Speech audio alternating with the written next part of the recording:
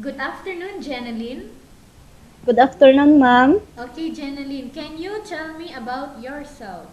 I'm Jenalyn Palsis, 27 years old. I'm married and I have two kids. I have a few questions for you to answer, so let's start. Yes, ma'am. Why do you want to work as a maid? Because, ma'am, I need this work for my kids and I want to spend money for her study. Why you choose Malaysia when there is a lot of other country? Because Malaysia, ma'am, is same weather here in Philippines and um, same weather and near here in Philippines. How are you qualified for this job? I'm hardworking, ma'am, and honest and initiative, patience, and humble. Okay, may I know what your educational level is? I'm only second year high school, ma'am. You are a high school undergraduate. Yes, ma'am.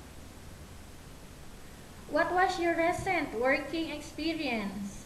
I'm working as a maid, ma'am.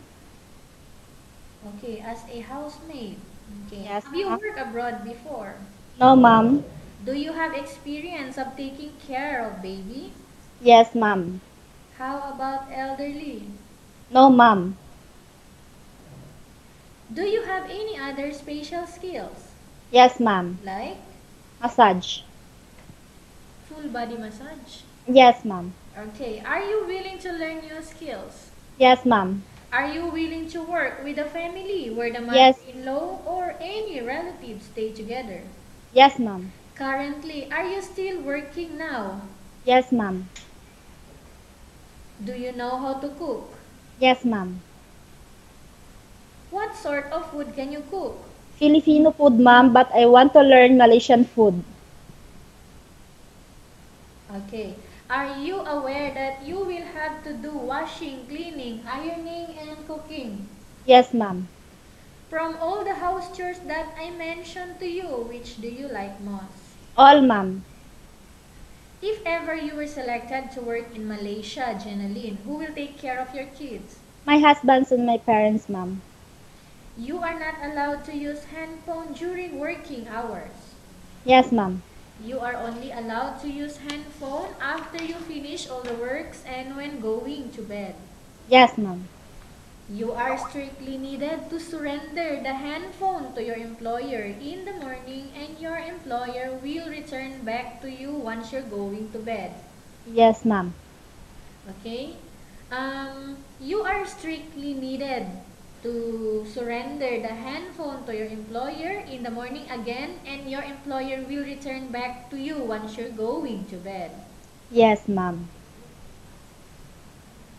If ever your employer finds out that you're abusing of using your handphone and it's affected your work performance, your employer will confiscate your handphone and you are not allowed to hold it anymore. Yes, ma'am. Instead, your employer will allow you to call to your family 3 times in a month. You only allowed to bring normal phone and you are not allowed to bring smartphone. Are you agreed for the terms and condition? Yes, ma'am. I agree. Are you agreed to the rules and regulation for the handphone? Yes, ma'am. How many years is the contract as you 2 years, agreed ma'am. and understands? 2 years, ma'am. 2 years Okay. contract. Can you describe for me your attitude? I'm a honest, hardworking, initiative, and patience humble. How can you assure to us that you will work hard in Malaysia? Because, ma'am, I have inspiration. My children's, my family needs me. That's why I will assure you I work hard abroad. Can you promise not to use the telephone without the permission of your employer? Yes, ma'am. Can you promise not to ask for advance salary from your employer under any circumstances? Yes, ma'am. Can you promise not to invite friends and relatives without the consent of your employer? Yes, ma'am. Okay. Do you really understand of the rules and regulation of the agency? Yes, ma'am. Do you pay any placement fee for you to come to Malaysia to work No, as ma'am. maid? No, ma'am. Do you have any history of sickness, breast cancer, or any other illness? No, ma'am. Do you suffer from any skin diseases, allergy, or physical defect? No, ma'am. Have you suffered from any serious illness? No, ma'am. Do you smoke? No, ma'am. Have you undergone any operation before? Ma'am? Have you undergone any operation before? No, ma'am. Are you medically fit or are you fit to work? Yes, ma'am. Are you in any medication right now? No, ma'am. Are you allergic with any food? No, ma'am. Are you preferred to work for the employer of different races? Yes, ma'am. Are you preferred to eat the type of food taken or given by your employer? Yes, ma'am. Are you afraid of being left alone in the house? Yes, ma'am. Are you afraid of being left alone in the house? Yes, ma'am. No, ma'am. Sorry. Again, are you afraid of being left alone in the house? No, ma'am. Are you afraid of dogs or other pets? No, ma'am. Can you promise to work according to instruction from your employer? Yes, ma'am. Do you have any family members working in Malaysia? No, ma'am. Okay, and Jenalyn, we have finished our question section. Let's go to case study. I have a case study for you and I want you to answer me truthfully. Yes, ma'am. Upon arrival in Malaysia within 6 months only, if ever one of your family members passed away, Jenalyn, what will you do?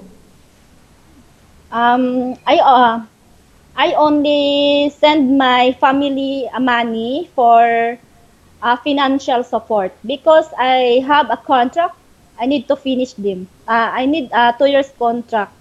I need to finish my contract, ma'am. Okay, so one of your family members passed away. What help would you give to them? A money, ma'am. You will send money. Okay. Yes, ma'am. Again, Jenalyn.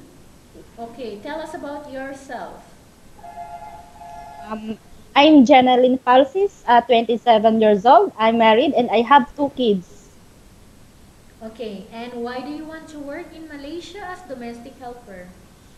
For my family, I need this work for my kids and I want to spend money for her study. Okay, if ever your employer is watching you right now, what do you want to tell them? Good afternoon, ma'am, sir. Please choose me. I need this work for my kids, for my family, and for my children's study. Please. Okay, thank you very much, Jenalyn. We will update to your agency if there is any selection made by the employer. Thank you so much, ma'am.